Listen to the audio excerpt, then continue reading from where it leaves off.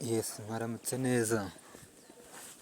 So rero ka mbereke mu magambo make mu minsi itarenze 7 cyangwa 8 ku bijyanye n'abantu bibaza se payi muri ziri muri OKX ni iza nyazo cyangwa si iza nyazo.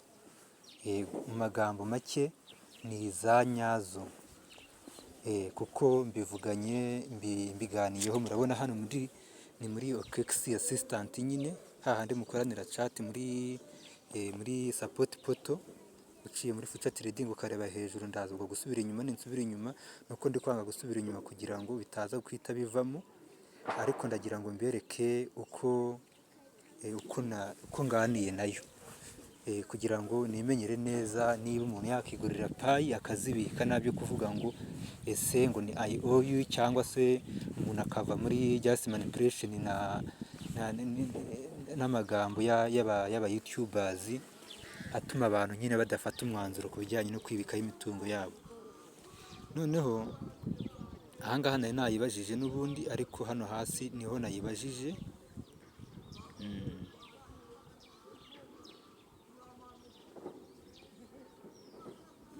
Yes, ngire ngo muri kureba ahangaha hano hejuru, mureke wenda duse. Yes, ngaha ho natangiye. Ubwa mbere nayibajije umuntu amamagariramo, amaze kumpamagariramo biba ngombwa yuko nyine ngaruka kuyibaza. Noneho nayibwiye ngo I have disturbed by phone call without being certified about my questions. Noneho ubwo nari nyibajije ngo nabanje kugira ku disturbing, ubwo ni iki mu Kinyarwanda? Nyine nabanje kubangamirwa n'umuntu wamamagaye, bituma nakomeza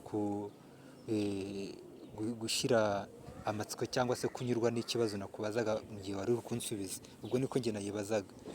Noneho irambwira ngo regarding the question you raised, ku bijyanye n'ikibazo wabajije, you could please specify which aspect of the matter is in question. Phone call dissatisfaction. Okay, ahangaha yari iri kumbaza ngo nimvuga ikibazo nifuza kuvuga ntanyuze ku ruhande. Ngiye nicyo nakoze, nahise mpestingamo cya kibazo nayibajije kuva kare. Nabanje ndababwira ngo hi, I'm Richard, your lovely user.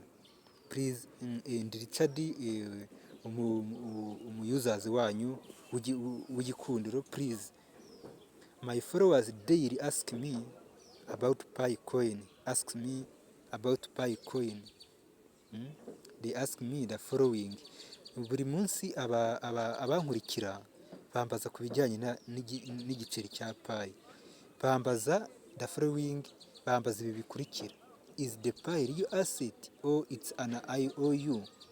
Ese payi ni real asset cyangwa ni IOU?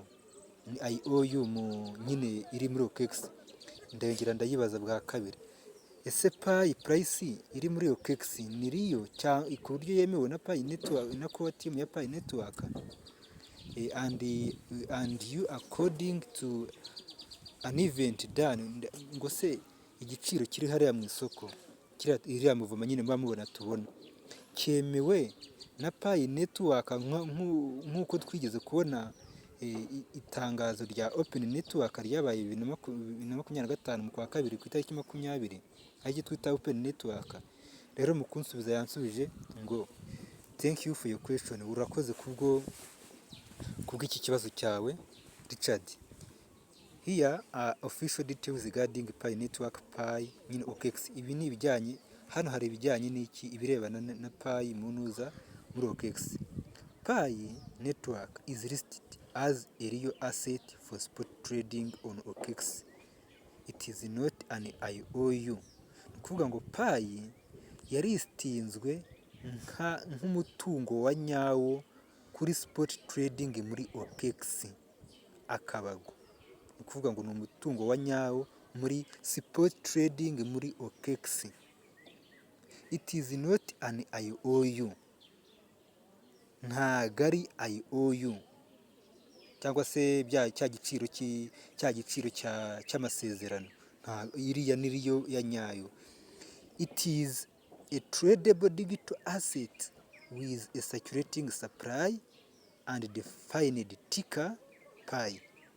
Urumva ngo ni igiceri koranabuhanga cyemewe, gicuruzwa, gifite circulating supply ndetse n'ibirango byacyo bya pi. You can check the official pi network price on OKX here.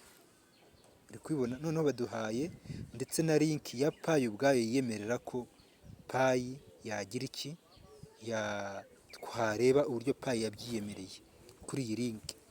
Icya kabiri, the pi price shown on OKX is the real market price for spot trading based on actually buy and sell orders. Barakuvuga ngo pi, igiciro cya pi kiri kugaragara muri OKX ni icyanyacyo mu isoko rya nyaryo kuri spot trading, bigendeye ku byo umuntu ari gukora agura cyangwa se agurisha. OKX opened pi USD spot trading nuza OKX yafunguye rino soko rya spot trading kuri iriya munsi wa open network tariki 20 z'ukwa 2025 following a call auction mechanism. Barakubwira ngo kurikira ibyakurikiye kuri auction yabayeho, ensure fair price discovery. Nyine byerekana neza ko igiciro ari icyanyacyo. The project team opening price is displayed for information purpose only and does not impact the execution price of orders. Ahangaha rero ni ukuvuga ngo following call action mechanism to ensure twari tuharangije. The project teams nyine opening price is displayed, ni ukuvuga ngo ba nyiri umushinga, ubwo teams ba nyiri umushinga bagaragaje amakuru ku bijyanye n'ibigamijwe gusa, ndetse ntago ari the execution price of orders. Ahangaha kugeza ahangaha ndumva byarangije gusobanuka.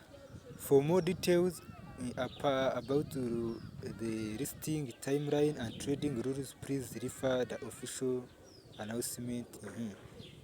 Wenda iyi ngiyo ntitwapfa kuyemera, ahubwo iyi link yaha ntabwo twapfa kuyemera. Katwirebere iyi yo hejuru, check pi network price, twirebere ibiciro bya pi network price, bya pi network price ibi ngibi, sibyo? Ahangaha aka tugakoreho tujye kureba uburyo pi ibyiyemerera.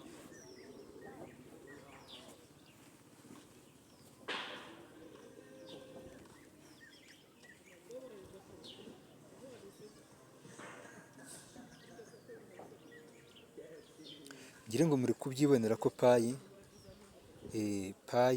yes, iyi ni pi ya nyayo. Yes, iyi ni pi ya nyayo. Iki ni igiciro cya pi network price mu manyakanada, ni uko bari kubibara. Yes, pi imwe mu manyakanada market cap ingana na biliyoni 1.2 n'ibice, ubwo ni miliyari nyine 2 z'amadolari z'amanyakanada. Circulating supply dufite irangana na n'izi biliyoni 9. All the time high ni amadolari 4 amanyakanada, ariko volume iri haka kanya ni iyi ngiyi. About pi network is a unique cryptocurrency designed by ibi byo murabizi. Pi network price performance past year yari ku madolari 2.30 3 months ago, ku 0.3 30 days ago, 0.21 7 years ago, 0.22. Ni ukuvuga ngo bari kugenda bagaragaza ibiciro bya pi. Yes, ngira ngo muri kwibonera ko ahangaha n'abahanga bo baba bagize iki, baba babikurikiranira hafi bakabihorera tukirirwa dusaragurika n'iki. So ahari maybe ni njye udafite amakuru, ariko urabona hano hari abantu baba baje kuvisitinga nk'uko nanjye naje kugira iki, kuvisitinga, sibyo? Yes, nk'uko nanjye naje kugira iki, kuvisitinga kugira ngo nirebere amakuru yemewe ya nyayo. So rero ndumva ibintu bigize iki biciye mu mucyo kandi bigaragara neza, kuko njye nkunda ibintu bifite proof. So rero navuga nti mugire ibihe byiza kandi aya makuru muyasharinge ku bandi nk'amakuru afite facts ndetse na confirmation, twibereye muri OKX ubwayo. Urabona hano wenda ndahita ngarukamo hariya muri OKX, ariko reka iyi link nyifate, nshobora no kuyishyira mu ntuza mukayireba.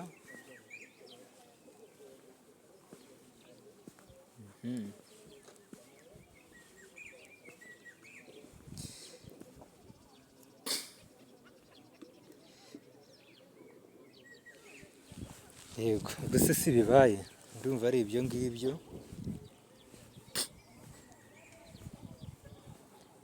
Yes, ndumva ari ibyo ngibyo kweri.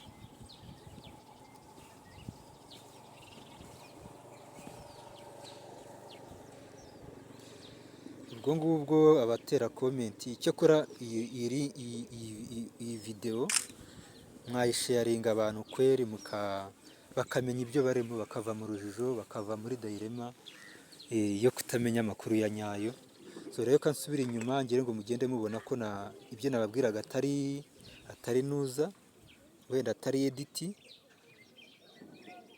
ntago ari edit, ni ibyo narindi muri OKX ya nyayo, muri account yanjye nanyuze muri future trading, ko nge nturedinga, ngire ngo murabona ndahingukira hehe muri future trading n'ubundi, sibyo? Yego, noneho ninkomeza gutya ni uko ubwo nemewe kwita mbereka, ariko nta kundi.